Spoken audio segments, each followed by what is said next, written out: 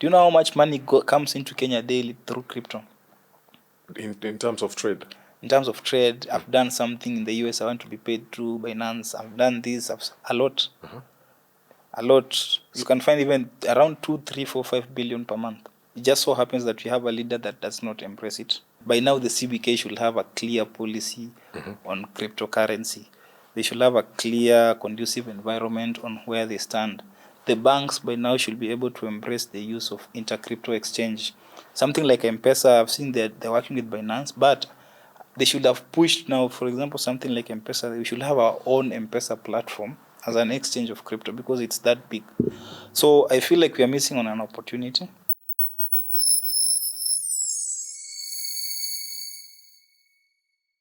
Welcome to our second episode of Raia Active Show. This is Polo and my guest today is a very interesting guy, Mbiti Modi, doctor, among other things. Habari yako daktari? Salama, how are you? I'm good. Nice being here. Okay. Looking forward for an engaging conversation as always. I like it, bro. So, wewe umetoka US juzi? I just need to clarify something. So, did they ask for your social media handles? Not directly. Yeah. But when you're filling in the visa application, there's that part where you have to fill in your social media accounts. So you feel what you think that is not controversial. Eh? So Facebook, LinkedIn. Wait, so I'm going to ask what most people I know they are thinking out there. What happens when I give them a fake social media handle or maybe a pseudo account? Or?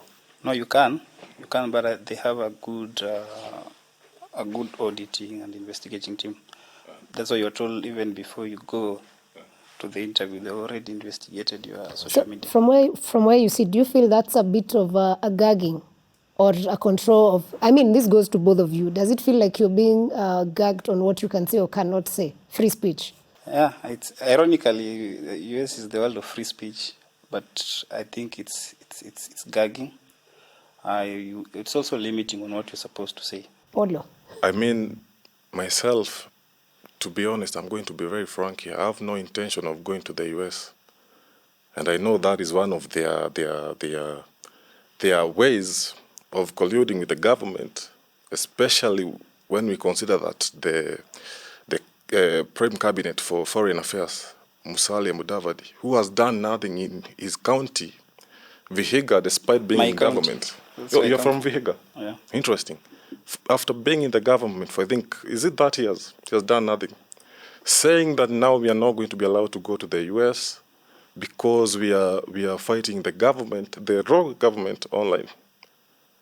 So that is one way of trying to subjugate us. Let me just say we have no intention of going to the US. We want to make Kenya sustainable and livable for us. Mbiti, you from where you sit and what he says, do you think it's a good thing or a bad thing and why? I think for me, I have a different opinion of him. I travel a lot. I do a lot of businesses with people in the US. Are you trying to say he doesn't travel? So going to the US does not necessarily mean you want to move there. Because now, like in school, I school in those sites, I work in those sites. I feel like there's a better approach to it. If you look at the current trends politically, for example, one of the things you'll be looking at is the issue of Israel. That even in the among the Americans themselves, they're quite split. So whatever you give your opinion about Israel, it's put in. And it's not just US, even UK, they have that part of checking what you do. So for me, I think it's more of, it goes against all free speech moves that we have. But I think there are better ways of going about it. There are those things when you say it's actually controversial. But those subjective opinions that we are always divergent, which I don't think should be an issue. I mean, me and you both know they are doing this because they know they have made sure that we need them more than they need us, right? Yeah, but you see, I'm looking from the context of the US, and I'm very specific with this issue of Israel. You have seen even the universities, people are striking. You have seen people striking in campuses. So from that angle, it will make sense. But in terms of explaining your opinions, political opinion, religious opinions, critiquing even the government itself, I think even the Americans themselves do it more than us.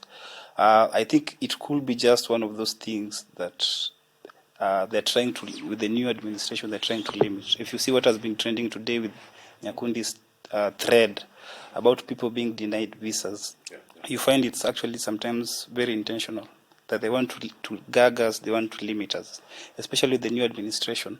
I don't know, what is the percentage? I think 99% of people don't actually get the visas, right? The rejection is quite high. I was rejected the first time, you do without very solid explanation. Even you have to. I will say the first time for quite a number of people, it's quite blunt. You just rejected. If the cards were to be switched up, then would it be fair for Kenyans or Africans then to say, we are also going to check your social spaces before you come? You know what happens here? They have made sure we cannot play that card. It's very strategic to ensure that Africa, Kenya, especially Sub-Saharan Africa, not leave out Tunisia, Algeria, Egypt. Sub-Saharan Africa needs the West more than the West needs them. Okay, so in any day, and it's such that even when anybody, a leader emerges, tries to reject it. You have seen the other day I saw them saying Traore has now become a dictator. It's the first card the West uses before they assassinate you. Taint your image, make sure your people start rebelling against you and all that. Now they can send the famous CIA to do the execution so that they can plant their puppet and life moves on. You need to, for a country to be democratic, for a country to have democracy, the leader of that country has to be aligned with the US. So when you look at it from maybe now from a Kenyan perspective, then what's our equality of how they are treating us, in the sense that you don't get him, he was denied a visa? How did that make you feel, and how do you think then Kenya can switch around that for a fair gameplay? I think the problem with us, not just Kenya but Africa, is we have given them so much leverage, and that comes from the fact that, for example, in the medical field where I work from, something like you said was very key. So we'd like simple drugs, HIV, TB drugs. So it becomes difficult for us to negotiate because we don't have leverage. So people that are going to those sides of the world, they are going to look for something they perceive as better. But even our leaders themselves, you see the way we depend on these aids every time we go back to them. And if you look at, for example, what Trump is doing with the tariffs, if you have seen, he's actually very bullish about it, because we have empowered the United States to this level that we're all depending on them. So if we are to reverse roles, we have to have leverage. But the question is, what do we have leverage over them? Let me tell you something, Mbiti. The only possible thing I can think of, and the only possible way, especially in this structure of capitalism we are in, the only way to go up is industrialization. Yeah. And they're not going to let that happen, are they? Now, take, for example, Congo, DRC. You saw the other day the foreign ministers of DRC and Rwanda went to the White House. Now, a country like Congo is what you perceive they have leverage. Things from iPhones, whatever, minerals come directly from Congo. But the problem is we ourselves lack organization. You'd say we have, okay, the West, you can say, for example, Congo, you'd say the French, the Western have made it intentionally to destabilize the country so they can get this out. But the question is, how are they going to leverage such that the reverse happens? Exactly my concern. How we as Africans then do we go about it? I think the first thing is for us to get organized. Define organization. Organization is very simple. Like you see now what makes the not just the United States and every other country that, let's say, for example, UAE, that is making inroads in our country. You've heard so many stories about it. What makes them have that leverage to come over is organization. Number one, they have a very stable political system or structure. They have function. Their residents are well taken care of. So when I talk about organization, it becomes very difficult for Kenyans to leverage when, number one, we are complaining about healthcare. We are complaining about our political structures. We are striking every day. We have a lot of riots. So this, for you to be able to encroach or for you to be able to have leverage, you must have your house in order. So it becomes difficult for us now when you talk about minerals, for example. Look at a country like Congo. Assume they were organized politically, because assume they had their basic infrastructure, assume Congolese had a functional healthcare. You see a lot of them, part of the immigrants in Kenya, most of them are Congolese. So they have these resources, but they have not been able to maximize on it so that they can leverage, you see. So a country like South Africa is doing better. They have minerals, they have diamonds, but they have somewhat some stable structure. So they have some leverage. That's why you'll see the other day, Ramaphosa was actually able to take on Trump. Yeah, when you're talking about the white, they went to the White House, and that confrontation happened. That can only happen because at least South Africa somewhat has these resources. Yes, number one, but they are organized on the basics.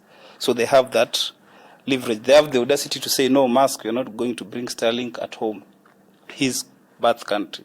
So you see, now that is the problem with us. So when you want to leverage on such countries, how are we organized? I think our problem stems down a little bit lower to the day the first Mzungu set foot here. You know, as African, we are very accommodative. And it has been hard for us to be accommodated to the form of civilization or capitalism the Mzungu brought here, because ours was totally different. It's the same way when you had that there was a tale somewhere I had the Mzungu said, I want to buy this mountain, and the guy said, how much do you want to buy it? He said 20 shillings. He said later, and the guys were laughing. Were like, okay, chukua, it's yours. And this Mzungu now thinks these people are stupid, but these people don't understand. How can you own this mountain, yet all this belongs to nobody? Yet the Mzungu in his mind, he's the one thinking, these people are stupid. So do you think our problems came from colonization? That's what you're saying? Of course. Of course, it has done a massive damage to us in form of the capitalism that was introduced here. We haven't really grasped. It has taken tumeachwa nyuma kidogo. We haven't really found a way of aligning ourselves to match the same grid the Mzungu had when he set foot here. Because why did the Mzungu come to Africa? Not to spread the gospel, definitely. Why did he come here? Why did the Arabs come here? So you say they're coming for our resources? Of course. This conversation, I've been following this conversation the last 1-2 weeks. I think if you watch, I'm a great fan of a guy called Nuentes with Candace Owens. So they were discussing about the African context and black people in general. Yeah. Nick Fuentes argues that Africans are inferior in terms of their intellectual abilities. They were talking about innate nature and the environment. And he gave this example. So if you look in Africa, what did we have? Number one, what is the parameter of assessing the current state of progress? Are you talking about infrastructure? Are you talking about technology? Are you talking about healthcare? You see, these are the parameters. Yeah. So he was arguing before colonization. So what did we have? First of all, let me just say, there was a very big argument. I heard Africans are not ambitious. Africans are stupid. Why didn't they go to explore the West? Why did the West come to us? I mean, it's very easy. It's very. This makes sense. We didn't have anything that we felt like we needed from the outside. We had water, we had the rain, we had food, we had all of these things. We had medicine. We didn't see any need. But for the West, you see that climates, it's what I think pushed them to. So let me ask you a question in that context. It's more than 60 years since independence. And I was asking somebody the other day, we are still struggling with basics, healthcare basic. The basic thing that you can talk about, food, you're still struggling with it. People are still dying of malaria in this part of the world. We look at countries like Singapore that we like talking about, and these other countries in that part of Asia, they were also colonized. So what's the difference? Why are we still struggling with basics? Are you trying to say 60 years later, the effect of colonization is still here? Let me just say this. 60 years after independence. It's more than 60 years. This is a very philosophical question. Did we really get the independence? Now what is independence? because you see now when you talk about the white man's effect, and there's that aspect that you have been psychologically colonized, that, and I was asking them, you look at the Chinese, you look at other people, Chinese have their own Chinese medicine. We intentional, and this is the problem that I have with black people from my interaction even in them. I like using this example in the West. Take an example of Indians and Chinese immigrants to the USA. The most successful people, or the richest people in the US, are the Indians and the Chinese. Regardless of where I look at now, put it in the context of immigrants, they're the most successful immigrants. You go into tech, science, business, and that is it. Now you compare them and us. The moment an African moves from here and goes to the West, what do they want to do? We had our own values, we had our own cultures, we had our own family ties. Go to any town and Indians are all over the world. If you go to a place like UAE, Qatar, Indians run 60% of the economy. An Indian in UAE, an Indian in India, an Indian in South Africa, and India in Kenya have the same character. There's a way they have that family unit. Their values are the same, their principles are the same. With us, we value so much this westernization. So if I go to the US and I'm a lady, number one, I'd want to get divorced. If I'm a guy, I want to become gay. I would want to do things that the Westerners do. I forget about my culture. If you are having this family unit, when you go, that's what happens with nurses when they go. You've heard those stories. You go to the US as a family, you don't stay more than 2 years. So the problem, I still insist, our problem as Africans is not really the West. It is our mindset. So how do you think then colonization affected the mindset of the African? Number one, we have this victimhood mentality. I call it the woye mentality. If we talk about Singapore and those parts of the world, they said, yeah, we were colonized, yes, but what can we do for ourselves? Despite colonization, there's some great things that we're enjoying. These things that we have, technology, education, healthcare, surgical centers and those kind of things. They're also good things that if we harness them properly, we can have a better society. But you see, there's a lot, even forget about just Africans. Even that is the problem with black Americans, you'll be told. There was slavery, yes. Yeah?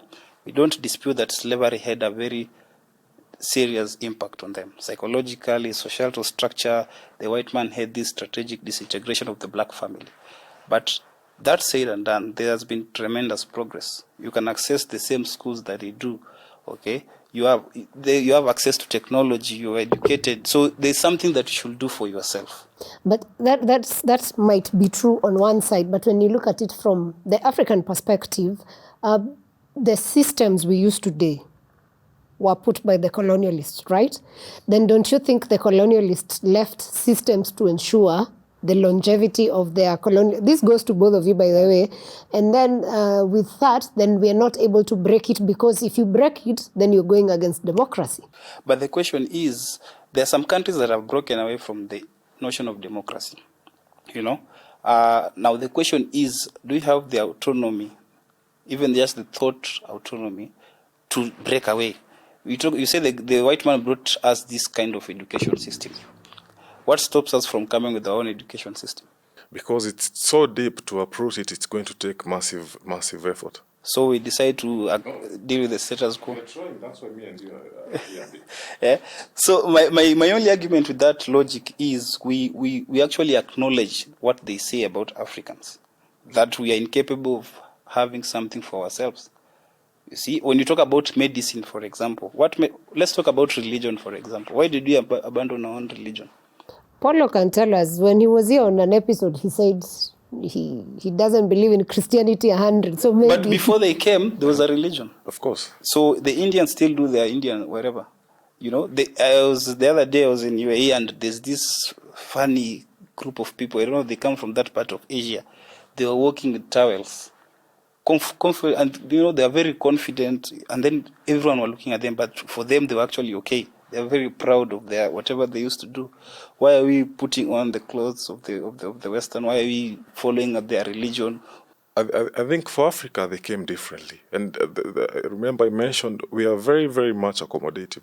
Our way of life was what the Mzungu calls Ubuntu. If you're driving, we're driving together, not as an individual like the West suggests, and the capitalism and all that hard-working nonsense. So we were very accommodative. And if you look at sectors like the Northern Africa, whenever you wanted to trade, whenever your kingdom, your country wanted to trade with Rome, you first had to establish a church there in your center. Okay? Same thing I think happened in Mombasa when they came as traders, build mosques. Slowly, but very strategically, your people are absorbed into this religion. Okay? So when I think, is it Ngugi wa Thiong'o? Ngugi wa Thiong'o somewhere said when they first came, we had our land and they had their Bible. But when we closed our eyes to pray, upon opening them, we had the Bible, they had our land. You see now, that's my point. Like to some extent, that statement means we agree that we're inferior to these people, because a stranger comes with a Bible and you close the Bible, you close your eyes, you stop doing, if you are going to the tree and those kind of things. You see, and that's why the simple thing, tuliacha mila yetu tukakuwa watumwa. It's very simple. I wouldn't say it's inferior. No, inferiority comes in the context that, superiority and inferiority is when you have leverage. If I can make you do something, whether forcefully or not, that gives me leverage. I think and my only issue is we overlook basics. Mm-hmm. If you look at our country, for example, why are we struggling with basics?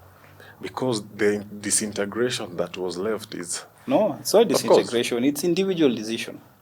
It's individual decision. And if you talk about the politics, you talk about democracy. If you ask me, I'm not for democracy, but that's what we have. It's not the bad. It's not as bad. I'm not for democracy personally, but let me cut you a bit. You're not pro democracy, but you're pro West. No. Because okay, my point is that democracy is promoted by the West, for a reason, which was my argument of have systems where you govern these people. Then with these systems, we have our own people, because they say even by the time you're voting for a president, it's decided by the who is who, right? No, I don't believe you vote, but who funds these people? Wait, you don't believe in that? No. You see now, again, let me go to in our context, I think we are still very young when it comes to democracy. Because, like you rightfully say, that was not what used to happen. We had kingdoms. Yeah. I come from Western, where the Mumas kingdom, you've heard of it. So we had our own ways of, whatever you call it, political leadership structure. Wait, Mumias kingdom? The Wanga kingdom. Oh. The Wanga kingdom. The one for Salasia? Yes, Mumias. That was from... They are one of the collaborators. The whites were Nairobi. Actually, Mumias was supposed to be the capital city. Of Kenya. Because not Machakos? No. Okay, how many towns were attempted? The Wangas collaborated. Nabongo Mumia. You have not heard of the Nabongo Mumias? I'm sorry. He was from Mumias? Yes. Oh, Nabongo Mumias, okay. Yeah. So we had different, you'd go to different parts, depending on where you come from, we had this structure. So we had our own political kind of organization, yeah? Mm-hmm. And that's why I'm saying, us as Africans, democracy is not for us. Doesn't this bring us back to the point where I said the disintegration that was left here, picking up all these things, putting it to a proper structure, is what has taken us time? No, but that is simplistic. You see, there was a point where we were somewhere. If you read history, you'll be told we used to give loans to Singaporeans and Malaysians. Yeah. And that was at independence. Yes, but you see now, after independence, what happened? The person that the genesis of our problem is the first president. Who put that back to now? You see, who put the person in power and now you see, if you look at the things that we had, if you look at Kenyatta National Hospital, it was built during the colonialism. If you look at the schools that we have, the Masenos, they came during that time. So the problem is, and that's why I come to it. If you look at the issues that we have, I think it's because of we ourselves. If now, for example, you cannot blame the white for what the Kenyattas did. You cannot blame the whites for what Moi did. Now let us just say this. Are you trying to push us to the point that colonization did us better in terms of infrastructure? Definitely. Oh. Definitely. If you look look globally, you see, now, the reason why I come back to that point, there are those things that are good. You cannot say, you'll be disingenuous when you say colonialism was entirely bad. What is good about your grandfather being amputated because he stole a chicken somewhere? But how many grandfathers were amputated? Let me tell you, my grandfather, and most people don't believe this. My grandfather was a what do you call it? Was a commander of sort. Eh? He fought in the Mau Mau. I'll tell you that heavily. I think he went away for 7 years. Okay, and all these structures you're saying that were built, they weren't built for you, the colonist. Yeah. The railways, the roads, the hospitals, they weren't built for you.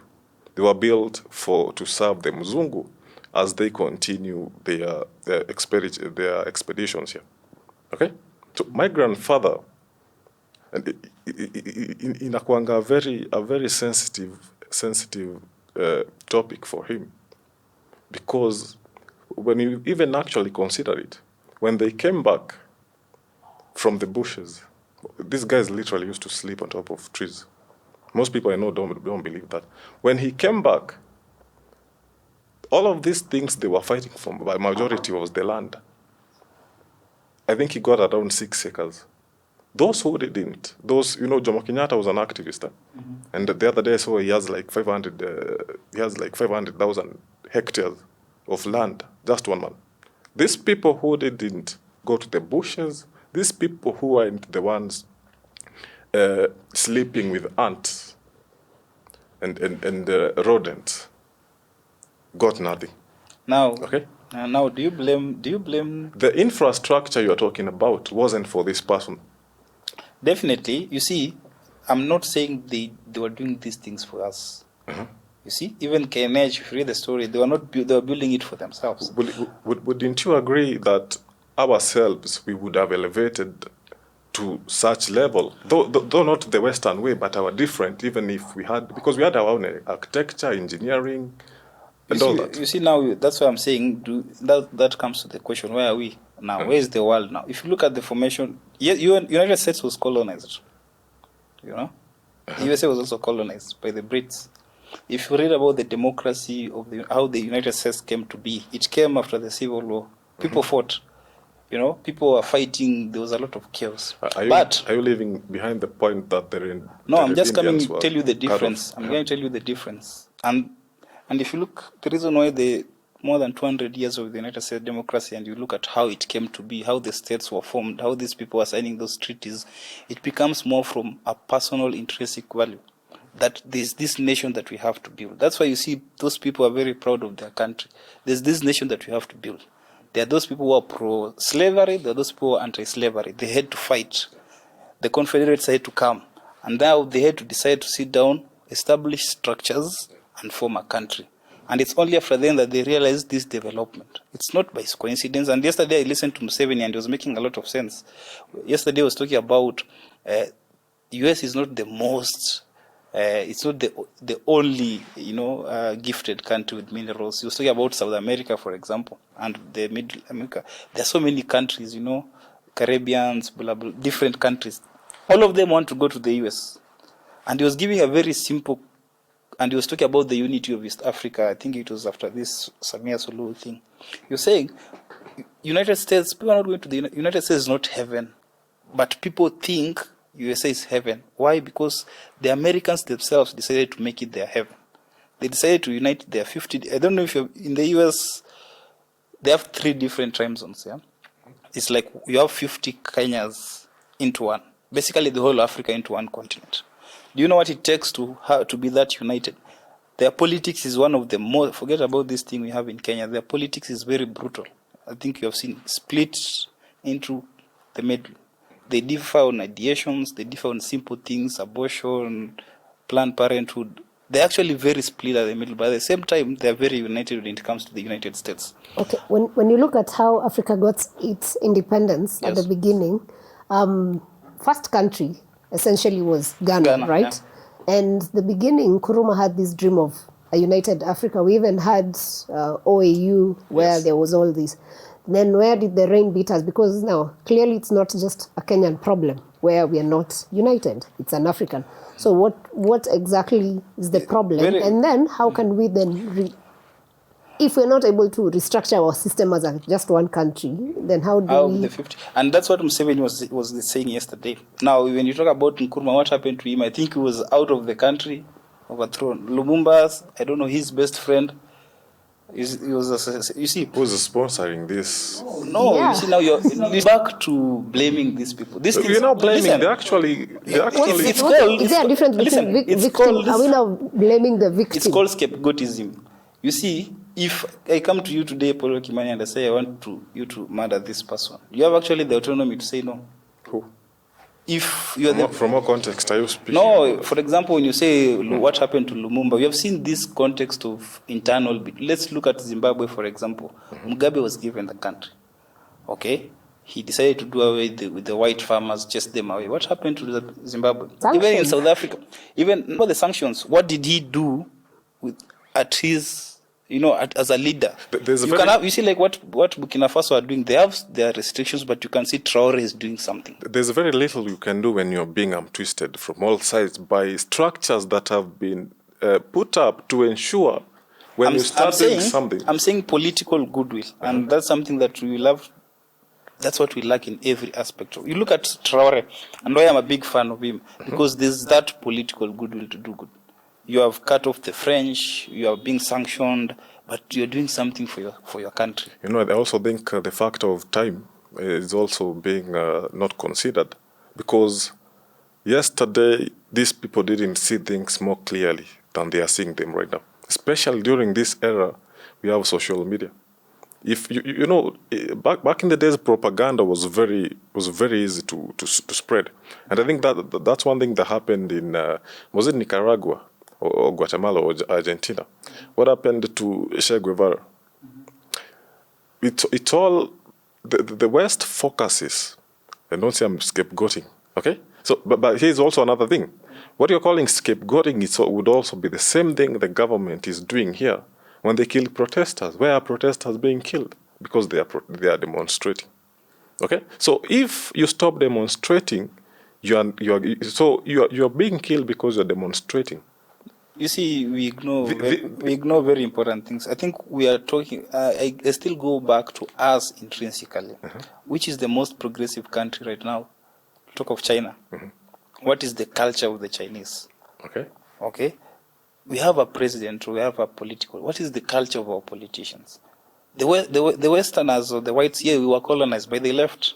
They don't hold any power. They do. No. Let me finish. In terms of our political power. They do. No, wait. Let me finish. For example, today this is President Ruto. Pick any of his policies, or for whatever reason that you're fighting him. So there is corruption, for example. Yeah. You want to tell me the Westerners have an effect on this corruption? Of course. Let me tell you something. Who do you think approved the loan Uhuru got? No, from forget IMF? about the loans. Why are we going for the loans? Because it's the loans that are bringing us here. No, listen. Now you have been given. You talk about this obvious debt. Okay, so you are given. Forget about the West. We are taking a lot of money from China. Now you hear about the expressway the other day. So the Chinese have given you loans to the tunes of billions. You are the president. Okay, you have an option. You heard about the SGR. That money would have done something way better. So you have gone. You are the president. You have the power. You can go to China and ask for these billions. You have the option of doing the right thing. That's why you will be told, for the same amount of money, you go to a country like Algeria. They have a functional electric train. Go to Tanzania. For this fair amount of money, they have some good train. Talk about the stadium. I saw it's to the tunes of hundreds of billions. Other countries in the same African context are constructing the same stadium at a lower price. So I'm just saying... But we also need to consider the factors listed that are different. Okay, that's fine. But I'm saying, if you look at this thing that we saw about Expressway the other day and what the Kenyatta family are doing, that's what I'm talking about. The Kenyatta family, you have an option. You are in power. Okay, you could have access to billions or the country's treasury. That is power. Okay, let us just then agree that let us have a nuance that what I'm saying and what you're saying are both true. So no one disputes Western influence. Yeah. Okay. Even in the U.S., now they're complaining about the Israeli influence in the American politics. Yeah. You know, the Jewish effect. That one happens. But there's that thing at the micro level. I always say, if you cannot control something in your own house, then you cannot complain about the society or the neighbors. So why are we taking a lot of billions from China for it to end into a personal family account? This money can be used to do something different. So when you are suffering, for example, when you are talking about Kenyans being taxed, we talk about a child is born with negative or whatever. The most painful thing about that is this money, we know where it's going. Yeah. It is for individuals. When they're stealing Amarora and Kimareris from these individuals. So I'm saying, forget about the external Western influence or effect on our politics. What are we doing at that individual level? Yeah. Because the effect is not just in Africa, it's worldwide. Is there anything much to do in that level? Which level? External? The lower level you've mentioned. Yeah. Is it really effective? And that's what I'm saying. I started by saying it's our nature. Because we are naturally corrupt. Who? We as Africans, we as Kenyans. It's an African thing. It's an African thing to be corrupt. That's why in China, they are corrupt Chinese because let me tell you, no human, regardless of their race, is not pushed by that sense of self-interest. What we can do is we have laws. Laws protect a leader from his servants and the servants from his leaders. But now, if these laws are constructed or enacted by the same individual that you speak about, laws exist everywhere. But you see, you look like China, for example. There are a lot of corrupt people in China. Yeah. What happens to them? If you're a former minister and you steal, there are consequences to it. You see, even these companies that we talk about, third party China, they are corrupt Chinese individuals. But what is the culture of the leader? People speak about for example, where I've stayed in UAE. Dubai is one of the most corrupt cities in the world. You know, a lot of cartels are there, but there are structures, there are laws. You see, listen, I was talking the other day with George and we were discussing this concept. In Dubai, you can leave your phone on the streets and you come and find it. That is a fact. Okay? You can walk on the remotest of parts of the cities. They call it downtown, a place called Dera downtown. You can walk comfortably anytime. Like I will just wake up at 3 a.m. and walk, and nothing will happen to me. Now, that place is full of immigrants, Nigerians, Kenyans who are thieves actually. You know, a Kenyan who would steal, Angekupata River Road would steal from you. But there, they don't steal. Why do you think is the case? Are you asking why we steal in Kenya? No. Steal in... Yes, why do you think when I move, why do you think that let's talk about Nigerians. Why do you think that we don't transfer our bad manners to that place in UAE, in Dubai specifically? I don't know, you tell me. It's very simple. Because of the leadership. Of course, because they have their house sorted together, right? And who sorts the house? It's the leaders. Like there, you see, there's a way you enter into that country and you see that's how people do things. Okay? You cannot just throw anything. Even in a queue, people queue. You know, there's order, there's respect for women. This part is for the women. You know, so when you go into that system, you find that this is what exists. And this is what this... And you realize, funny thing, a country like UAE, it only has 3 million Emiratis. 70% of that country are immigrants. But they have been able to, the leadership is so strong that they've been able to put these principles and structures in place. Now it becomes difficult for us if our president is the one, you know, doing the stealing and all those kind of things. Our president is the one initiating the killings. Our president in chief is the problem. So, but what happens? We have Stockholm syndrome. We elect. Those are the people we like, you know, from the presidency to the MPs to everything. Like, you stand a higher chance winning an election if you have a crime record. So that's why I'm saying. If you're popular. So it speaks more about us as individuals. I look at, for example, you was talking about pipeline. So how many times has pipeline been cleaned? Yeah. But if I'm living in this household and I don't have a problem of throwing litter at my door, now That is at me as an individual level. But for the whole estate to be like that, it means it's everyone. So that describes more of us as in, if this person leaves pipeline and goes to Dubai or goes to any part of the world that has system, that the structures are set, that if you don't conform to these, you go to jail, they will not do it. So we are intrinsically disorganized. We are intrinsically crooked, and it becomes, that's why leaders are a manifestation of we as a. I think at a basic level we can settle to that. Despite the change we want, we also need to look inside ourselves, right? It always starts from, and that's why I like giving these examples of the Americans. You know, for you to have a 200-year democracy, elections, you know, people, you can disagree to the high levels, but the country is still stable. As we have a small by-election and things go away, you see, we are not even proud of our countries. We're not proud of ourselves. That's why you'll see, you'll go at your neighbor, the next. So I still believe, and that comes back to my initial point about nature versus nurture. I still believe we as Africans have a natural intrinsic problem. Okay. It's good you've mentioned Africa, and let's just go to the president that you mentioned you admire, Traore. Yes. He's taken over power via coup. Yes. And the whole of Africa, suddenly, everyone loves him for some reason. Then what does that mean about democracy as a whole? And looking at it from, there have been reports of tried assassination, several. And of course, it's not his own people who want to murder him. It's the external factors. Then what does that mean? And that's why I started by saying I don't think democracy is good for African, because we are not organized enough to withstand democracy. We are not, it's chaos. So what would we rather have? I'd rather have something like a benevolent dictatorhood, 10, 15 years term, if you ask me. Because if you look at Kenya, for example, we have one of the best democracies in Africa. But what happens in these 5 years? I am one of those people that I was saying the other day, I will not expect Ruto to do these big things that people are saying within 2 years.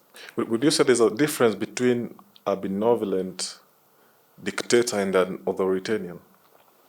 Yeah, because you see, now being authoritative means it's all about you. No, not you. You see, when you're authoritative, your authoritative is, you know, if you are authoritative, it cuts across. Benevolent means you have that benevolence, like you are doing this thing for the good of the people. It's actually for country first. Yes, you see, that's the benevolence with it. What do you think Rwanda has? Rwanda has a benevolent dictator, and that's one of the perfect example. If I were Rwandese, or from where I sit, I would wish Kagame to continue for as long as he can. What do we have? What we have in Kenya, we have a very good democracy, but not for people, not for us. We are not intrinsic for democracy. Why? Because look at, for example, since 2022 until now, every day is politics. You know, the first year Raila was, Supreme Court. The next year, Rigiji. This year, it's, you see. And do you know what that happens? It's because of this democracy that we have.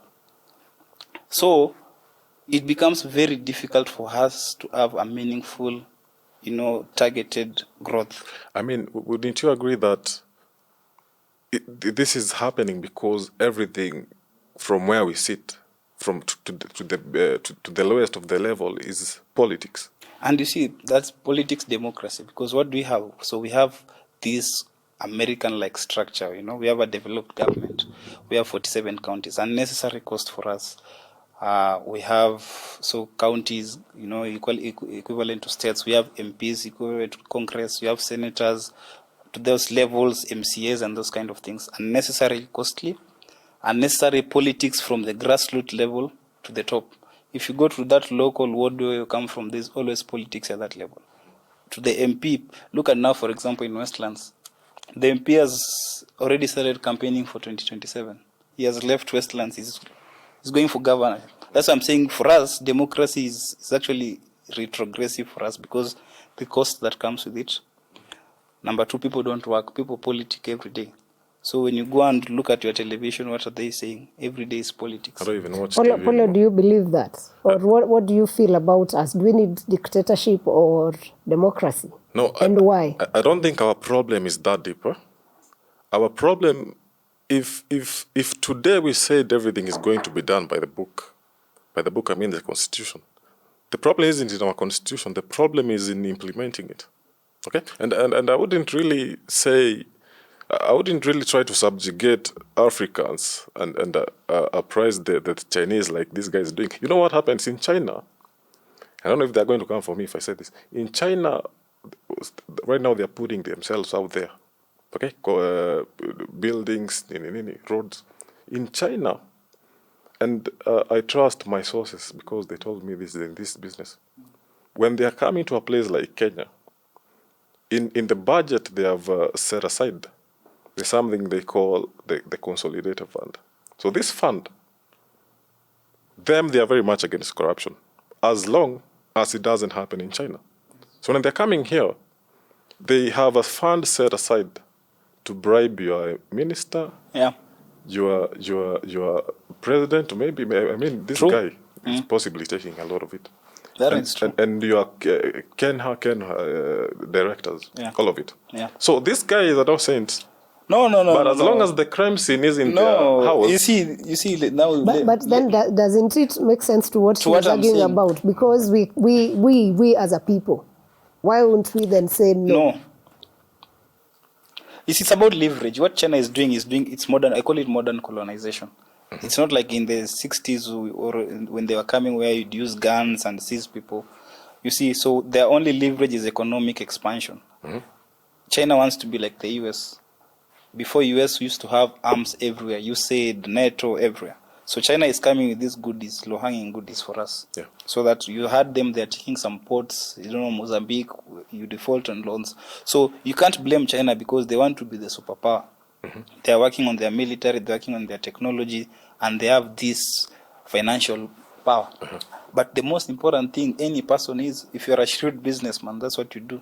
You protect your business, but you see who you can conquer first. So that is purely business.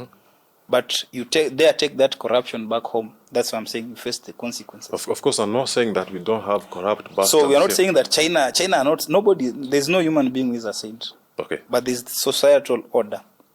Look, for example, at El Salvador president. You see what he's doing in El Salvador? Building prisons. Not building prisons. That is simplistic. Transforming the society. You see, if you read the history of that country, it was chaos. You could not walk 100 meters without. Yeah, I think the first time he set foot there, he jailed all of those guys. And he was talking about societal order.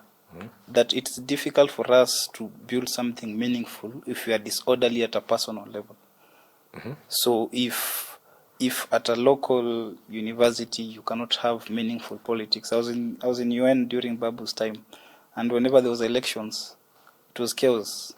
Typical what you see in the national, they will switch off lights, people will swap ballots, people, there were a lot of bloodshed, wars. Wait, are you saying Babu is a red flag for? No, I'm not saying Babu. I'm saying the politics of Sonu at the time. Whichever college you are. He was the head, right? So he was the SG. So I'm saying that. In fact, forget about Babu. There's this time when the Kibra MP died. What was his name? Ken Okoth. So there was that by-election, that ODM primaries. Yeah. Before the brother became the MP. That part of KNH in med school is in Kibra constituency. So people used to work with bangers in the university. They come with bangers and they say, vote for this guy. And it's simple. That is ODM primaries, not even the main thing. So and that is the university, where you expect, you respect the institution of education. Now imagine in Kibra slums. So our problem, like I say, it's societal disorderliness from us as individuals. I think basically to the baseline. I mean, we can all just say we need to understand these things, how deep they affect us before we decide to proceed. So, and what I was going to say, you see now when we say the Western influence, it as much as we can try to align ourselves together, in as much as we have done it, still that seed is going to be thrown in there. No one disputes that, and that's something that I've not disputed. I equate this one with the black problem in the US, slavery and then colonization. No one disputes that we were colonized, we were taken advantage of, or we suffer from this trauma of colonization, or the blacks suffer from this slavery that, the cottons that they used to do. But Now, that happened. But as a society, we are not the only ones who were colonized. I like using that word. We were not the only ones who were colonized. It's like when you go through something difficult, you go through divorce or you go through grief, that thing might stick with you forever, but you have to decide to make the right decisions. And I feel like our problems that we face, the problems that we face, simple problems, healthcare, food, education, just look whatever is happening in our country, lack of funding for schools, lack of these things that we are seeing every day, we are listening to funny things. It's simply because someone has decided to steal money.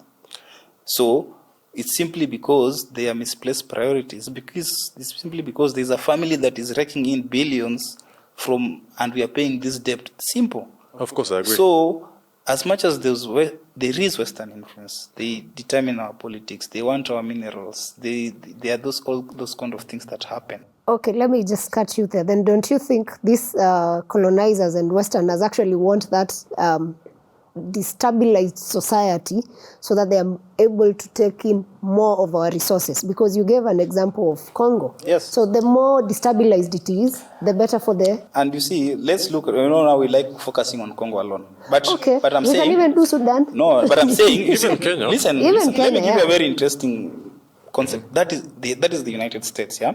Trump is a businessman. Forget about... listen, wait. That line. Wait. Forget about now. Let's talk even Kenya. We have gone to Congo. We have sent our soldiers to Congo. Yes. Why do you think we go to Congo? Business. Business. Africa. So it's always about business.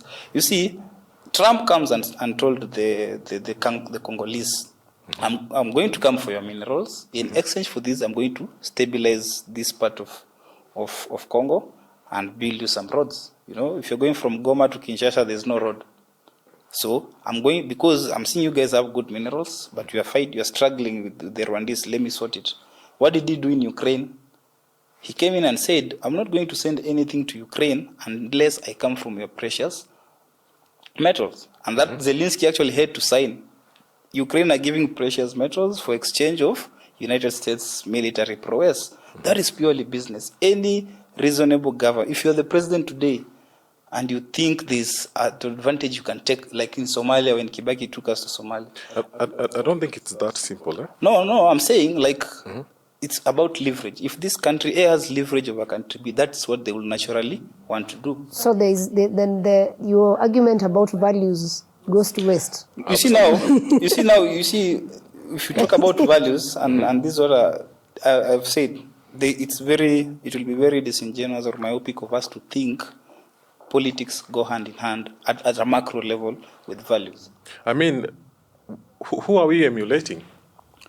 You're not. Why would you? Can't we have politics that are aligned with ourselves as our culture? No, even in the traditional family, even in traditional setting, there was no there was no politics. If today I go to a village burial, and the chief and those, there's no way there can be politics without this kind of skirmishes. Yeah, the most important thing that I'm saying, even whatever you do it for your country.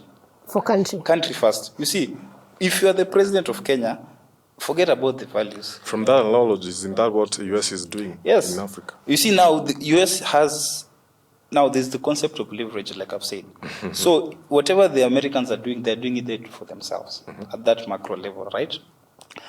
What is our leadership doing for us? I mean, what will it do when they own it? No, what do you mean? I've given you a perfect example. The Uhuru was president. What did he do for Kenya first? Why? You see, that's what I'm saying. What did he do for Kenya first? It doesn't boil down to him as just an individual. Here there are arms that, he's just at the center. You see, one thing that I'm saying is this simple. Yeah. That there are challenges, this Western influence. Yeah. You cannot stand and say this against, you see, like the other day, When Ruto went to China, there's a senator from US who said we need to reconsider our relationship with Kenya, you know. That happens.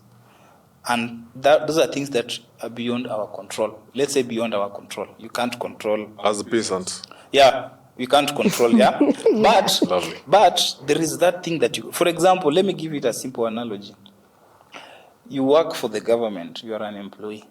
Okay, so the government pays you 50,000 shillings. Perhaps, okay, let me talk from doctors, for example. So there's this issue of interns. You're supposed to earn $140,000, let's say $1,000 per month. So the government is supposed to give you 140,000 shillings per month. For whatever reason, they give you 100,000 shillings. Okay? So at the macro level, you have suffered political issues that are beyond your control. But at the micro level, there's a way you're supposed to utilize these 100,000 shillings. Let me ask Polo, from what he's arguing, then do you feel like then Africa is dictated, this is what you can do, because you called us peasants. Yeah. So values work for them here. Here, it's a matter of blood. Number two, also in line with that, then is it we are 53 recognized countries in Africa, minus one that is not recognized. Out of the 53, none can set up a factory, mining factory in Congo. You can't. Why? I mean, the last time when I was handling the mining case, I was told there are no funds. Okay? 53 countries. Do you believe there are no funds? Of course, there's so much money here. Yes. How is somebody importing 500,000 tons of rice? Thank you. I come from Western, my Ngoma and Mumas. There was pan paper, there was Raia, there was Mumas sugar, there was Sony. Those things when you used to be in primary school during Moi's time, those things used to work. So an individual, powerful individual, decides to import sugar at the expense of our local factories. Those are simply micro issues within Kenya. I will not blame any Western individual. I will blame the political players who are intentionally importing sugar and killing our factories. How about we do both? No, you see, you can do both, but I'm saying what is within our control. So you said we can't put up a factory. Why? Because 1.5 billion people.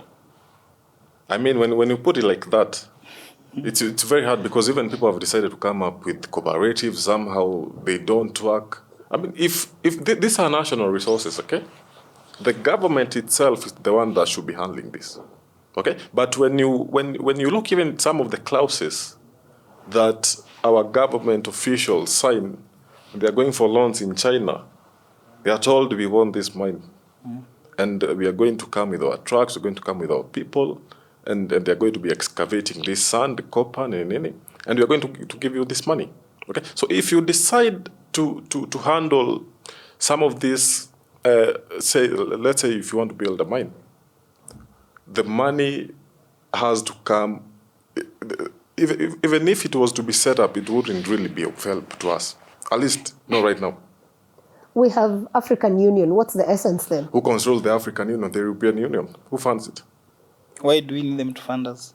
When we say Africa is so rich, every day we are discovering oil, diamond, golds. Why? Okay, my point is, in as much as we do have very corrupt bastards in our government and the governments of Africa, this does not negate the fact that the West, that you don't want me to mention so much, are influencing us to remain in this position. No one disputes that. You see, that's what I'm saying, like what she's saying. The Western influence is there. Yeah. That one, no. Look, I like giving the perfect example of South Africa. They have minerals. The main rich players in minerals are whites in South Africa. Okay, but this somehow the system there, they have been able to leverage on something. That we have infrastructure. You know, if you've been to SA, they have somewhat better infrastructure. You know, they have somewhat better hospitals. They have somewhat better schools. We have these things in West Pokot, in Kwale, in these places. Why aren't we leveraging on this? Let me, on the issue of South Africa, I don't know if you've been following. Haven't you seen that Trump now is dictating new tariffs for them because now he feels these South Africans have been too much. They are benefiting. So what am I going to do? Give a bigger tariff for South Africa. We saw Ramaphosa go and he was embarrassed. Yeah. And that's so what I'm already saying. that hand, he knows he has more power. Yes. And I think it's what Polo was arguing. There are many players that pull the cards. So you see, like when Trump came into power, Trump is a very nice president. I've always been his fan since 2016 because this is someone who understands leverage. Okay, if you have a company, if you have a business, if you have a company and you are in a certain sector and you have leverage, you'll try to do whatever works for you in that angle. It's not just South Africa. You saw yesterday what he did to EU. He actually bullied the entire EU because he knows the value of his country. He knows how powerful the United States is. And that is a good leader. He sees the potential of his country and maximizes it to suit his angle. You see, he has even bullied China on the same. He has bullied Canada. He's saying we are going to make Canada the 51st state. So that is a leader that knows the power of his country. And I'm saying, if you have a president who appreciates, I've stayed in those countries, and I still believe Kenya is the best part for me, is the best place for me. We just need a president or a leader who understands that this is what are our strengths. You know, what do we have? I'll give an example of healthcare where I'm more invested in. I was looking at Dubai. There's a place called Dubai Health City. It's a medical tourist hub. If you look in Kenya or in Africa, Kenya is one of those tourist hubs. We were told Magufuli died here. We were told people come actually to Nairobi for healthcare, medical tourism. So if I'm a president and I know, I look around and I see, by the way, Kenya has this potential about it. So I invest in that sector because that is where I have leverage in and maximize on it. I'm seeing we have very many runners. Running is our strength. But you see now even the Kina Vivians are saying we don't have structures. As a president, that is my strength in my own microwave. I improve and boost on it. And that's what I'm saying. That the problem with our leaders don't want to maximize on what we have. We have the small things. We have those minerals that you have seen. We have Lake Victoria. There are those things that we have that can actually empower. There are those things that we have that can actually create jobs. Yeah. But when you have a president and his first thought process is brain drain, then you have a problem. Because why are you chasing? It's not that we have achieved any, for example, health. It's not that we have enough doctors, enough nurses. But you have decided you are taking the shortcut. And that's my problem with our leadership. I was looking at, my uncle is one of those people. He's very old. He's one of those people, the tomboyas, those people who went to the US during Tomboya's time. You can speak English fluently. Yeah, he went to big schools. He went to Yale, he went to Harvard. He was an economist. He was Kenyatta's economist up to a retired time at Kibaki. And he was telling me the reason why, if you realize, as much as there are issues, but during Moi's times, the cooperative societies used to work. Those pyrethrum farming, those schools, people would go and get booms. People will get adopted into doctors will not go and tarmac. It's because we actually had technocrats. Those people used to come back, and implement whatever they've learned. Now, people that I know, my classmates are out there. They are now doing things for other people. So we have a president who does not recognize the strength that we have. And I'm saying now, we'll blame these others forever. Could it be that he doesn't want to? Because I'm telling you, this guy Ruto had a very proper manifesto. Even my grandmother, where she was, though she's toothless, she screamed. Do you know anyone can create a manifesto? Even a Form 4 student can create a manifesto. I mean, I'm saying it touched down to the issues, narrowed. Because it's not him who wrote the manifesto. Of course, he sent his team. Yeah, which team? Somebody was paid to do a manifesto for him. Because whatever he manifested, or he was manifesting, and whatever he's doing are two different things. So that's a classical case of incompetence. So is it that he doesn't want to, or he doesn't know how to? No, he doesn't know how to. Valid. Yeah, he's very incompetent. You'll be surprised. He doesn't know how to. I look at healthcare and I say the things that I see in healthcare are very basic. Okay, now that you've touched healthcare, let's look at it from a larger perspective. When Trump came into power, the first thing he did was do executive orders, and one of them touched on USAID, which was very instrumental in this country. I don't know what is your feeling of how that is going to affect healthcare, and to you, did we need the USAID? So we can start with, I mean, what you feel about it. Technically, I don't think we did. Because even if it was there, we already had our own budget to handle the health care. It's only that the USAID was coming to offload the budget so that these other people can eat from this other side. Okay. Maybe also, what you need to know is that the budgeting was factored. So if we gave healthcare, let's say 10 billion, we as Kenya had only like 2. So alikuwa na factor in deni. Yes. See, that's how it works. I mean, it's not like we cannot handle our own problems anyway. We are incapable of handling our own problems. That is my whole point. We are incapable of handling basics. You see, in healthcare, we used to have, you said, used to do a lot when things like HIV medications were given, things like TB medications were free, things like mosquito nets. So those are basics. Yeah. You see? That was what you said was doing, right? Yeah, that was what you said was doing. We cannot do that. It's something that ideally we should, but unfortunately we can't. That's why you saw the other day there was panic about shortages of these things. And it's not just USAID. There is UK aid, there is Germany aid. There are so many. Now, in the moment all these aids go, what happens? I mean, from this perspective, is it like we lack the capability to do so? Or are you saying that we just put the burden on somebody else? No, it's the same thing we're incapable of. It's not that it's hard to do. It's like maybe we're doing maths, 8 plus 8 is 16. Yeah. It's easy, but you're incapable. Somebody will write 15. What is stopping us? That's why I started by saying it's our intrinsic nature. Okay, let me just say this. In as much as we cannot do that, these people, it's not like they were not enjoying doing so because they were using it as leverage to bend us in a way. Yes, and you see now, the reason why Trump did what you said is because he realized there are a lot of thieves in that government. So it's like a tender. Oh. You know what is happening from the American perspective? You are doing a lot of tenders, but because in that tender, you're going to get a lot of kickbacks. Yeah. So that's why you saw the Clinton's kid alikuwa na budget ya 20 million. So it's some funny, they fund some funny things. So this is how to say monkeys to intersex, they put a budget. So that's why when he came with Doge, and that's why he had to do it with Musk, because now this is a businessman and he's seeing as much as US has money, they're still spending a lot. So you cut it. So that money was coming. Of course, it was doing some things which I'm for his move, by the way. I'm for him doing away with USAID. Why? Because it forces us as Africans to step up. Yeah. It forces us as Africans to know how to budget. It forces us to handle basic things. So this is not to say USA is gone, but America won't find another way to come back. No, and you see, pull the same strings. You see, that's why I'm saying they're different leaders. You see, now Trump knows that America doesn't need to use USAID to have leverage. Yeah.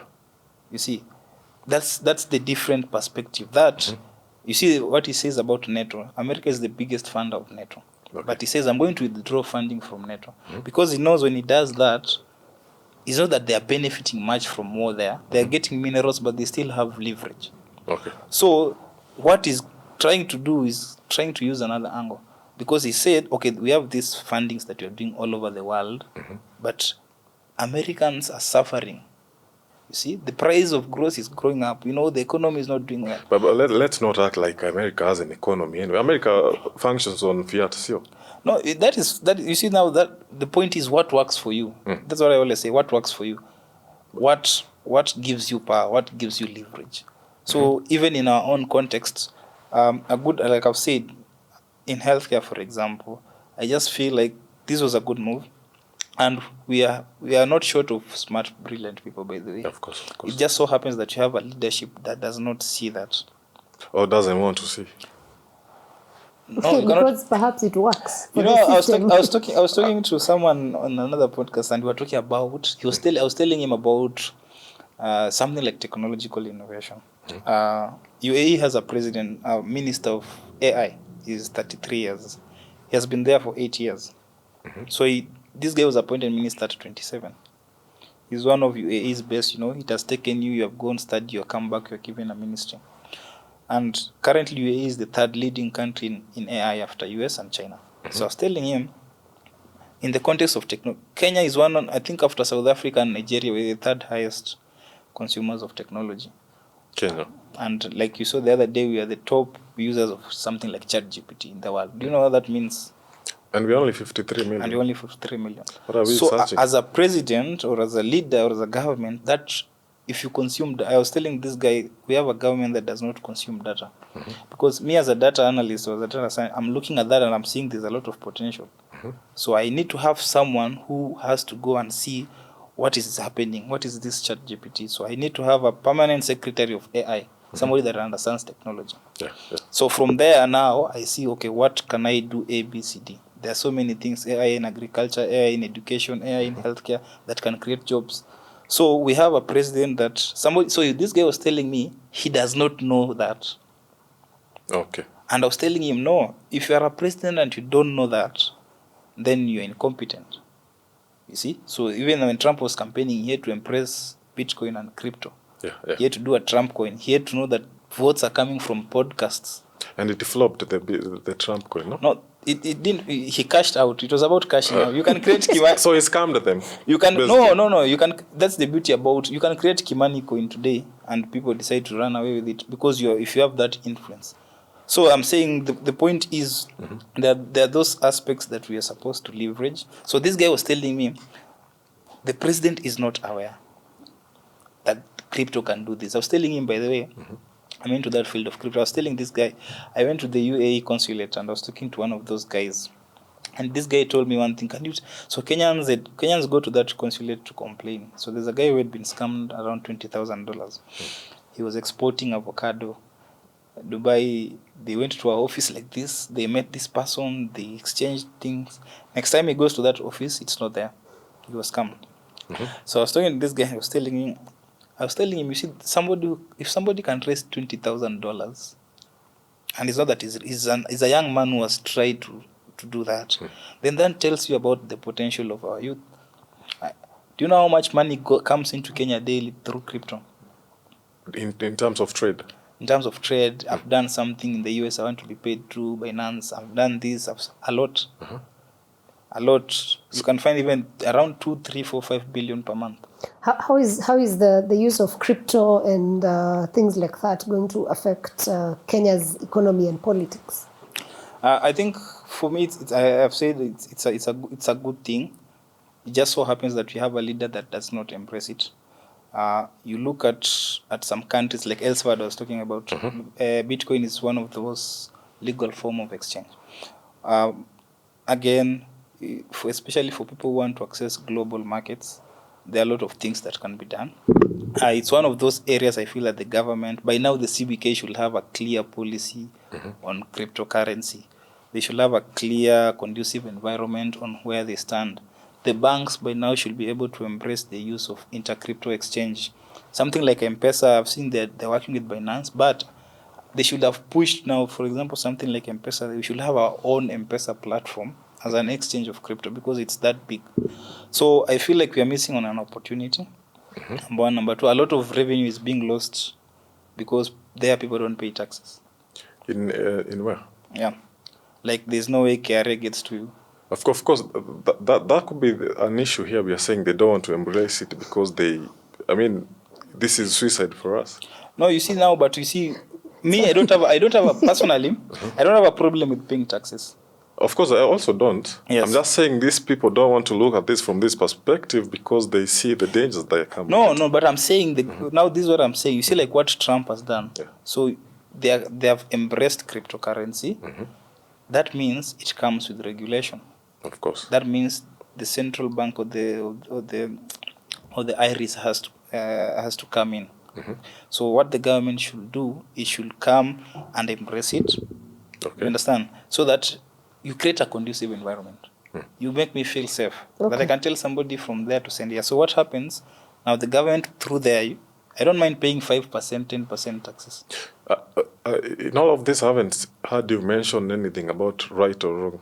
If the government today stood up and say we are embracing this crypto and let's do this in Kenya right now, I'm just saying that perception will change because what is the notion we have? We have this notion that everything that people are doing in crypto is morally is scam. Oh yeah. Which is not the case. Okay. 70% of the transactions that happen in cryptocurrency There are have been legit. scammed ones in But people are scammed everywhere. Even in the US, people get scammed. Even in M-Pesa, people get scammed. Okay, I get where you're all heading with this, but now looking forward or forward thinking, we are, as you both mentioned, everyday talk in Kenya is politics as we head to 2027. Then what are your responsibilities as people who want better for Kenya? You have challenged, especially on cryptocurrency, you've challenged on leadership not willing. What's next? I mean, from us, what aspect are you asking that? What would you expect a better function of Kenya? What are you doing about it? I mean, I'm here, why not? And it all boils down to everybody doing what they can. And there's that kind of notion, I don't know if it's a notion or if it's a trait, waiting for somebody, maybe Jesus is going to come from heaven and say, guys, this is the way we are going to. No, nobody's coming to save us. It's me, Mbiti, you, everyone else who feels like we should unite for a purpose. Okay? And the good thing, there's something we had tried a little bit earlier, and I think I had informed Mbiti about it before I escaped my abduction and everything went, scattered. There was something we were trying to come up with of us, me and Mbiti. You can hear how clearly we are discussing these issues. And we have the solution, not just problems. We are complaining, okay? So if all of us decided to because we understand where the problem is, it's not that we don't. We don't understand where the problem is. So if we all united towards that, and as uniting towards that now means there are people whose cake is going to be removed from the table. And that's why probably the reason we are back to the lower level in Kenya, after demonstration, where the mood is calm, there's hopelessness, there's anger, hopelessness. That's why probably we're here, because these people, as Mbiti has discussed, who are incapable or don't want to look at things from that perspective, don't want to look at our issues. Look, for example, I'll tell you, if Ruto decided to tackle the debt issue, because that's probably one of the big issues that is affecting, that is what has made the fuel go up, that is what has made the electricities up like crazy. If Ruto decided to handle that, it would lead to a step where a certain amount of this money we are paying is going to debts. While this debts used by the people paying for them to, essentially debts should help you develop businesses so that you can pay it in this small interest and you can remain with a certain amount of money. Did this money reach these people that they're paying for? Who was responsible for this docket? Is it Uhuru Kenyatta? Is it Ruto? Okay, so us them tackling these issues we are bringing forward at the table means somebody is going to have to chop off his head. But we have to do it, okay? It's the only way. I mean, the only other alternative is pack our bags and leave for Burundi and plant sugarcane there. And I don't think there's anybody willing to do that. Okay. Right? Mbiti, what are you doing about it? 2027 is coming. Will you take up position of leadership to change? I had ambitions of. I come from Tarbu constituency, so I would go head on with Farouk here in 2027. But I think we have a diagnosis, like I've always said. I think my approach to what needs to be done is quite different, and I've been bashed for it. From my own analysis, is we are still not yet there. But one thing that came from last year is something new. There's this group of people, the Gen Zs and us who are late Gen Zs, early millennials, that there's something that we want to do. We have an idea of what we want to do, but what we are failing to see, the reason why we don't have organization, the reason why people are scattered every day, it's because we have different ideologies of how to do things. What we need to do is to have a movement. We have a movement, but the movement is not organized. So I like giving this example that we had something. So there was Morara, there was Kasmuel. We had something that was good, but these people, for whatever reasons, vanished. Now that tells you that why they go is because there's this hurdle that is, we feel there's this barrier. But I feel like we need a paradigm shift in our thought process and what we believe. Our psychology of politics is what needs to change. By psychology of politics, I mean 50% of those people who go to the street, if they were given something, they will disappear. That one is for fact. Something, you mean bribe? Not bribe. If you told, you don't have to be bribed. For example, if they paid 50 billion is it? Let's say the movement that we have, the people that go to the streets.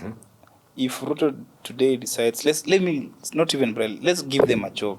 Yeah. Let's make them busy. Absolutely. If you are earning zero, let's give you 20, 30. Okay, let's make something for you. The movement will collapse. Isn't that the whole of the movement? No, that's not the whole of the movement. I mean, if there are jobs and there's an environment we can drive. See, that is Stockholmism.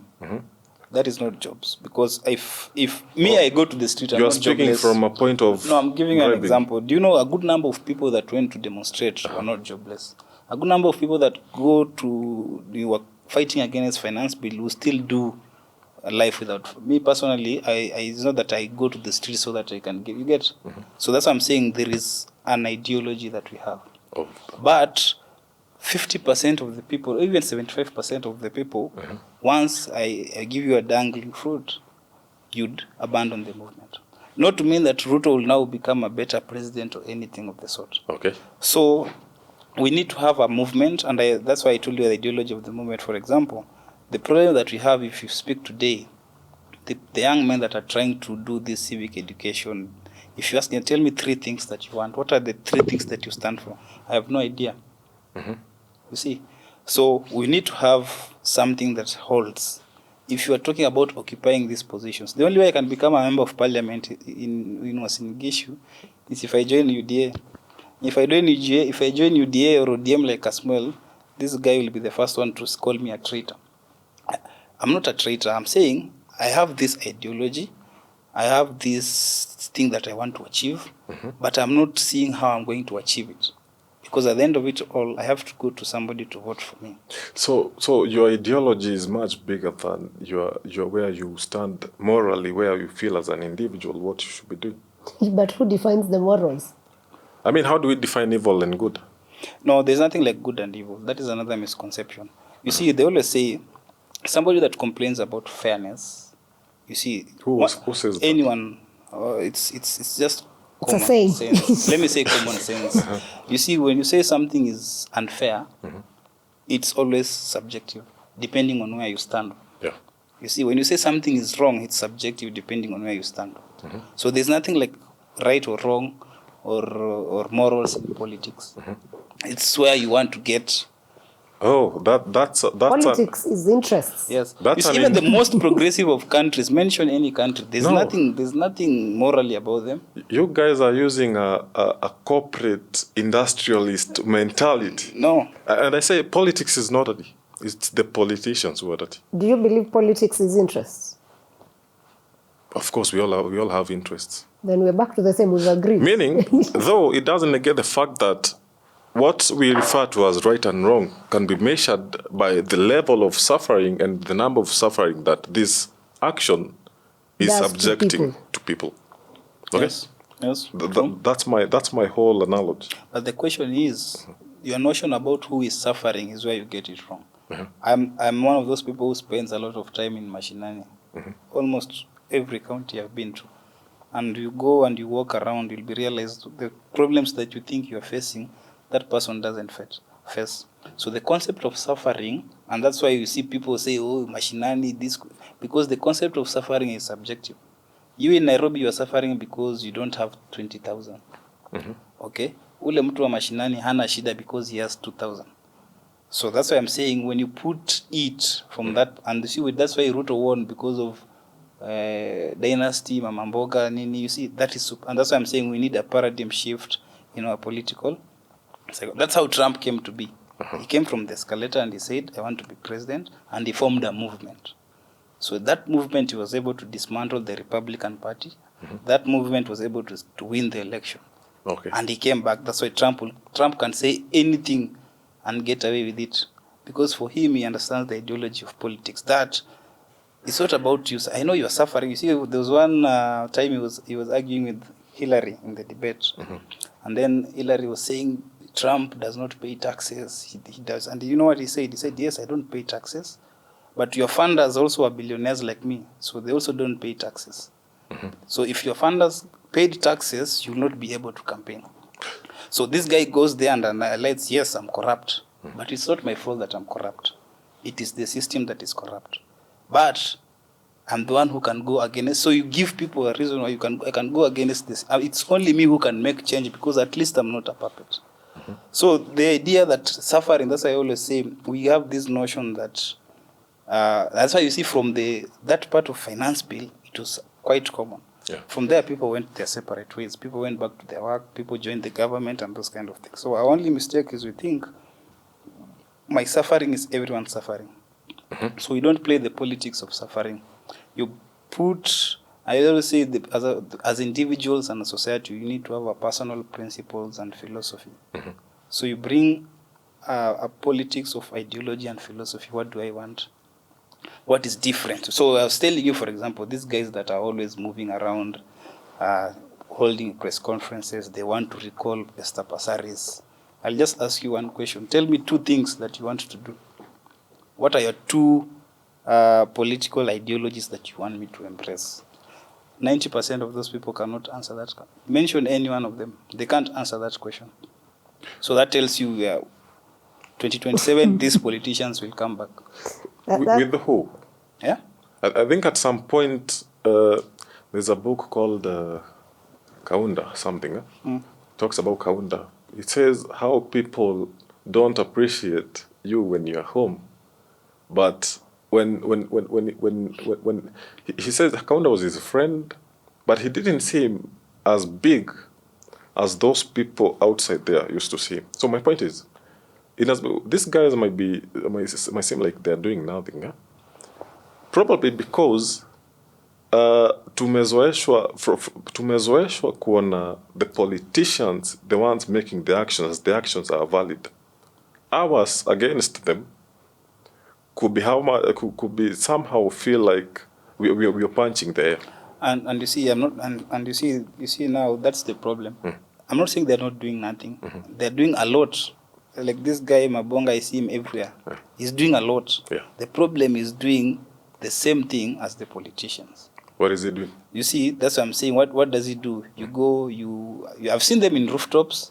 I've seen them press conferences. I've seen them go to these press conferences. JK Live. What do they say? They say, I want this person to go. Youth are going to change. I've seen him in media. He says, youth are 15 million. Let's count 15 million. He'll go. I'm telling you, how do you know that these 15 million people resonate with what you're saying? Because you have not sold them anything. I've gone to... But what happened in June 25th, 2024? That's what I'm saying. That was something very phenomenal. Do you feel like the idea was just about the finance bill? No. There was something intrinsic. It was a cathartic moment. There was something that people, there's something intrinsic that was building. Yeah. Do you feel I think the whole idea of having finance bill drove people together. Yeah. It was it's what Mbiti is arguing. What are you selling to the people? But the point is, the issue didn't just extend to the finance bill. It went beyond that. Because finance bill was the holder. It's like, or you can call it a catalyst. Of course, I do. People had issues, okay, and that's what I'm saying. For example, I'll give you an example. I work with tech community. During that period, there was a WhatsApp group, a whole community where techies will give ideas. Even one of the spaces where I was hosting with Osama, a techie came and they said, this is how you can protect yourself, this is how you can do it. And in that group, they were raising their issues on how they feel the government is doing wrong with technology. Yeah. Since that time, I'm still in that group, it went silent. So what I'm telling you is, at that point, now this is what I said. What that showed is we all have issues, our own unique issues with the government. Yeah. The only problem that we have is now channeling these issues into one political ideology. Because the people that you have given, the Moraras, the wherever, when you ask them, what ideology are you selling us? Just give me 2. They'll say end corruption, jail these people. But wouldn't you agree that this issue, there are some sub issues like the one you are mentioning that are absorbed in this one major issue? Yes, but you see, what do you want? Why do you have a movement? You want to have a regime change. Yeah. Why do you want a movement? You want one day where somebody like Polo can start be president and be elected. And I give you this example. If you read understand the politics of Donald, he was an outsider. Yeah. But how did he become so phenomenal in the American politics? But wouldn't you It's say because he came with an ideology. You see, the idea why we talk about movement and not political parties is because movements are emotive. Okay. When I watch that guy speak in TV, I'm not moved. When you telling me, oh, we are 15 million, we are going to count. There's no difference between you and Wamnyoro, who tells us Mount Kenya has 8. So when I listen to Wamnyoro talking about 8 million votes, and I listen to this young guy saying youth are 15 million, they're actually the same. I agree with that. Yeah. I would also agree that if any of us try to do things the same way somebody else did them somewhere else or some other time, there's a 98% chance we are going to fail. Yes. Because the dynamics at play are very much different. True. But you see now, we have a very vibrant society. We have technology. By now you're in Form 3, you know about politics. So the dynamic, that's why you see something is in our advantage. What we are failing to do is now how to harness that. Okay? How to harness that, and that's why we have not been able to be united. People say that Donald Trump was elected because he went to these podcasts with the young people. He went to Joe Rogan. He went to do this. Do you know what that does? Because Joe Rogan does 4 hours of podcast. And if you have listened to that of podcast, there's something, what it does to your thought process, how you perceive things about life. You see, that's what I'm talking about. Okay. That now people, we are united by these issues that we have, but how are we building our own political movement based on these fundamental ideologies? For example, this guy said, I'm going to close the border. Since 1982, if you watch his videos from the 1980s, he was talking about the same thing. So this is a 30-year-old ideology that only him can sell it, such that any other president comes and says, I want to close the border, you are not authentic about it. But isn't this more of this is more of politicking than doing the actual work that affects people? But politics is all about psychology. So what about the work that needs to be done that has led us here? But you see, you cannot work if you're not in power. Okay. The concept is to capture power. Unless because now we don't have the financial muscles as the Railas and the Rutos. But you cannot implement whatever you want to implement if you take power. Or number 2, they look for you and give you some token spots there and do the same. So that's why I'm saying we have leaders, we have these Kina Wamtatas, Kina Maragas, who, if I ask Maraga today, what is your political ideology? He has no idea. He is a good presidential candidate. I wouldn't say he has no idea. I've talked to the man. He's quite informed. I'm now giving you feedback to go and tell him because I spoke to Mabonga about the same thing. He's a good leader. We have seen what he has done. He has principle. But as a leader, you don't know everything. Yeah, absolutely. You get? So there are some things, you don't even have to go on top of rooftops. You don't have the financial muscle.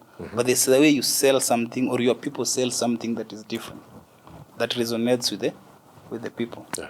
And that's why I'm saying the concept of suffering is just being is political correctness.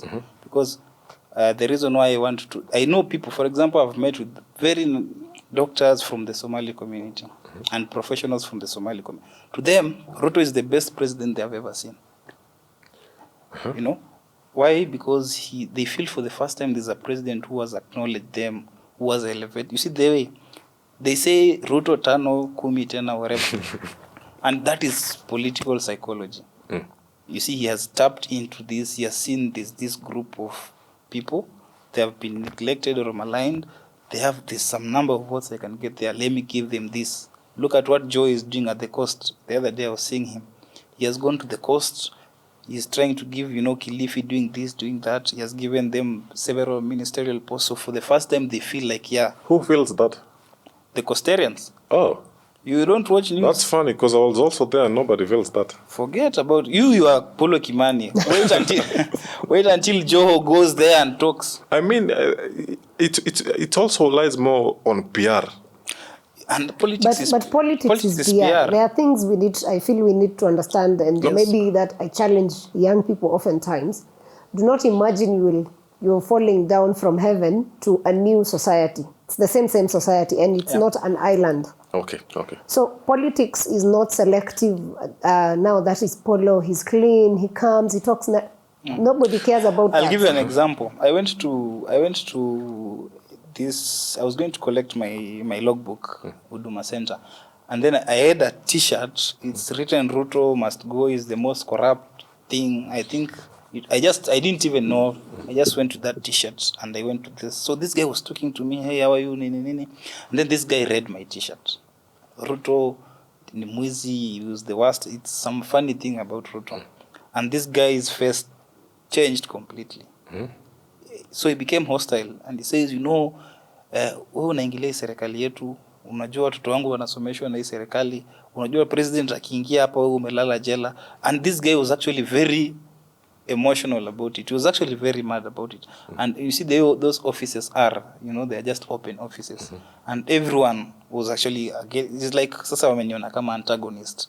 Like, nyinyi watu mnataka kutuharibia hii nchi, mnataka That was the talk that was actually happening in that. And these people are not old, 30s, 40s, those people that work in Huduma Center. And that's why I learned, and that's why I'm saying, the concept of suffering, the concept of Ruto being a bad leader, he is a bad leader, but the psychology of people when it comes to politics is different.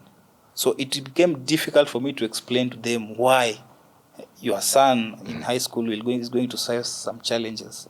Why this funding model is, because most people see it at a micro level, at face value. Mimi nimechukua loan, niko na hii kazi, naweza fanya A, B, C, D, and those are the majority of the. So that's why I'm saying even in that cost, somebody will tell you, me, I'm suffering. But watch a politician akuja hapo. Au ndio sijui fisheries, sijui what. I mean, isn't that part of the politicians' job? But you see, they have power. So you're taking on, that's why you talk about taking on the system. That's why there's only one president on earth who has taken on the system as an individual. And the reason why he was able to successfully do so is because over time, he has been able to instill or resonate with a certain political ideology that has a psychological effect on people. And that's what I was saying for 2027. For me, I'll tell you, it's very difficult for us to have, we are taking over. But it's a build-up from something. So from here, the movement needs to grow. The approach has to be different. Pick two ideologies that you want. Be firm on it. Let's use that ideology to get 2, 3, 4 MPs, senators, MCAs at different level. Build up. Forget about having traditional politicians like Omutata, like Sijui what. No, because they're already politically aligned in the system. We need an outsider and run with it. That is one option. The other option is find your Matiang'i here, find your Babu Wino there, find your Mdindinyoro here, and work. So we still have a long way to go in terms of how we think about politics, and politics is psychology. Even the other day, my dad was telling me, I was not even in the country, but he was telling me, don't go to the streets here, Juzi, because people are being killed. If you look around, there was a thing our parents was telling us, don't go to the street. You see, but even our parents don't understand why I want to go to the street. Yeah. You see. Is it not because they have endured? Yes.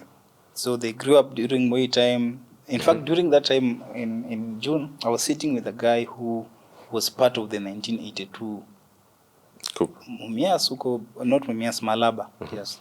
He was one of those people. He was at the university at the time. So he was telling me, you have done a good thing, and he was telling me, just have a movement, don't form a political party. He was trying to so he's someone who understands what the youth are trying to do, because he was inside. He says form a movement, don't form a political party. At that time, that was last year. Yeah. Don't be in a rush about a political party, because a political party is easy to frustrate, you have a political party, there's a way we can go around it.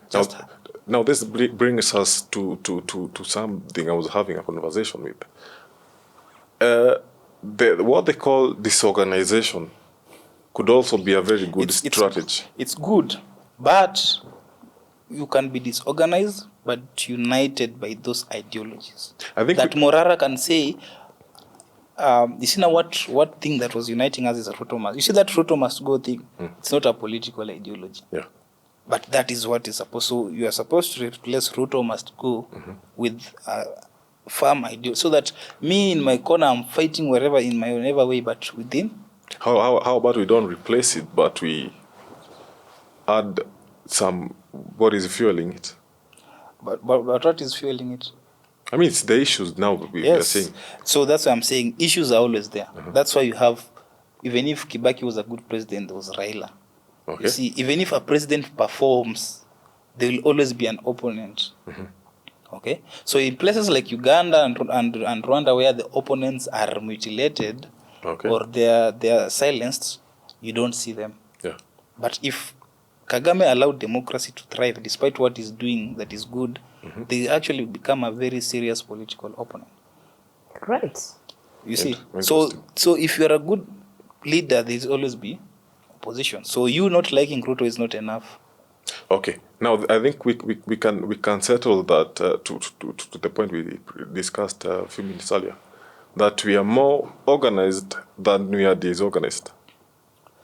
At the start, yes. At the start is right now. No. From last year. Right now we are basically it has become a game. It's become a joke. It is a joke. It's a sad joke. Okay, very, very strong words. Don't bash me on. No, I'm not even bashing you. I'm saying. I'm not going to bash you. But I actually understand both of you from where you come from, but I still, I kind of align with what Mbiti is saying. Fair very enough. scattered, and the lack of unity of purpose, which won't take people in. Politics is not emotions. Nobody cares at the end of the day if you can't bring your strengths together. Yes. So I think we've had a very fantastic conversation, and we have pushed it really well. Maybe we give closing remarks from both of you. Nothing much to Mbiti. I'm just going to say we are going to prevail, whether it's a sad joke or not. Me, I'm a realist. I get bashed for being a realist. You're an intellectual. Now, intellectualism is also a problem in the society. Absolutely. Because sometimes it masks a lot of things, but being smart also, you have to be socially, culturally, politically smart, rather than being correct. Yeah. I think one of the problems I see with you is you want to be correct, politically correct, socially correct, culturally correct, which is which is not a good thing. So, part of being wise as youth is understanding our weakness. So you do a self-diagnosis. We need to do a self-diagnosis of ourselves, that we can't take Ruto directly as we think. Another thing is 2027, we are not going to have a very big impact on the outcomes. That is a fact. But it's a build-up, it's something. We talk about the Railas, they were fighting in the 80s, 90s. I hear Raila now for the last 15 years. It is work that he has done over 20 years. Ruto became president 30 years when he started. So it becomes kind of myopic of us to think we'll just get this guy out. So my advice is build on what we have. Okay. Let's have 2 fundamental ideologies or 3 that even in 2042, people will look back and say, yes, our fathers started this and we build on it. So that is what I have for us in terms of trying to liberate ourselves. Okay, lovely conversation, bro. Thank you. Thank you for coming.